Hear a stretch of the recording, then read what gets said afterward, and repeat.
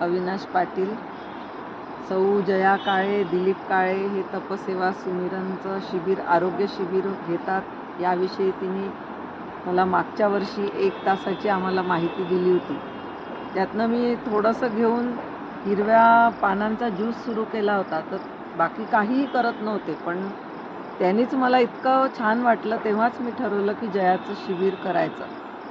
पण मग योगच येत नव्हता आणि मला फिरण्याची खूप आवड आहे, नवीन गोष्टी एक्सप्लोअर करण्याच्या आहेत. तर मी मनात ठरवलं की पुढच्या वर्षी जिभीला निसर्गाच्या सान्निध्यात हिमालयात जयाचं शिबिर करायचं.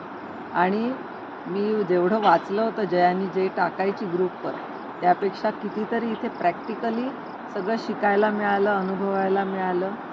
निसर्गाशी आपलं जीवनचक्र कसं निगडीत आहे, आपली लाईफस्टाईल आपण निसर्गानुसार कशी करायची, हे स्नेहलनी जयाच्या मुलीने खूप सुंदररित्या समजावलं. मी बरेच दिवसाचे योगा करायची. मी स्वतः प्लेयर होती, त्यामुळे मला बरेच व्यायाम माहिती होते, पण त्यातले पुष्कळ बारकावे मला माहिती नव्हते. ते मला इथे येऊन योगामधनं कळलं. आणि तसंच जे हलके फुलके व्यायाम, आपलं शरीर हलकं होण्यासाठी जयानी पण आम्हाला हसत खेळत खूप सुंदर सकाळी मेडिटेशन, योगा घेताना शिकवले. आणि पहिल्या दिवशी मी इथे आली तर एक तर पाऊस होता, थंडी, आणि ते सॅलेड पहिल्या दिवशी खाल्लं दुपारी जेवणामध्ये, तर माझं भयंकर रात्री डोकं दुखलं. पण जयांनी हिंमत दिली आणि एनिमा घेतला. एनिमा मी सुरुवातीला पण मागच्या वर्षी तिने जे आम्हाला सांगितलं होतं तर मधून घ्यायचे, पण एनिमा घेतला आणि हिंमत ठेवली. आणि इथे सगळ्यांचं पाहून सगळ्यांसोबत खूप छानरित्या हे अंगीकारता येईल आम्हाला पुढेही, असा आत्मविश्वास आमच्यामध्ये जागृत झाला. आणि दिलीप काळेचं जी रेसिपीज आहे त्या खरंच अगदी शिकण्यासारख्या आहेत, आणि त्या आम्ही रोज जेवणात जेवायचो. दुसऱ्या दिवशी थोडा बदल जाणवला, आणि तिसऱ्या दिवशी तर मला असं वाटलं की मी फुलपाखरूच झाले आहे. आणि इतके आम्ही स्पॉट्स बघत होतो, पण तितकं चेहऱ्यावर आम्हाला आमचाच तेज दिसत होतं आणि इतकं हलकं वाटत होतं.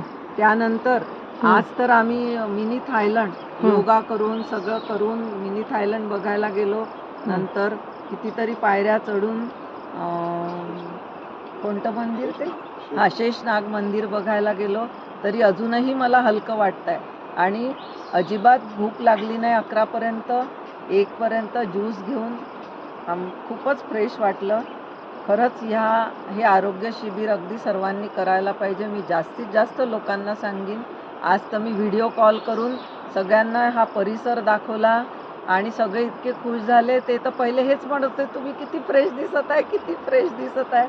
आणि खरंच हे आरोग्य शिबिर जर आपण जीवनात आणलं, कुठला मला आजार नाही, पण पुढेही होऊ नये असं नाही की आजारी लोकांनीच हे शिबिर करायला यायला पाहिजे, पण आपलं जीवन अगदी आनंद जे आहे आपल्या जीवनामध्ये, जे समोर वाढून ठेवलं आपल्याला माहिती नाही, पण आपलं आरोग्य आपल्या हातात ठेवणं, आणि ते सुद्धा मेडिटेशन म्हणजे तप आणि सुमिरन हे करावं, पण सेवा पण करावी.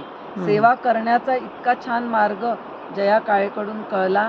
आणि आपण सेवा देत असतो, पण ती सेवा देताना आपल्यामध्ये जो अहम होतो तो होऊ नये, किंवा याबाबत तिने जे मार्गदर्शन केलं ते पण मी यापुढे फॉलो करीन.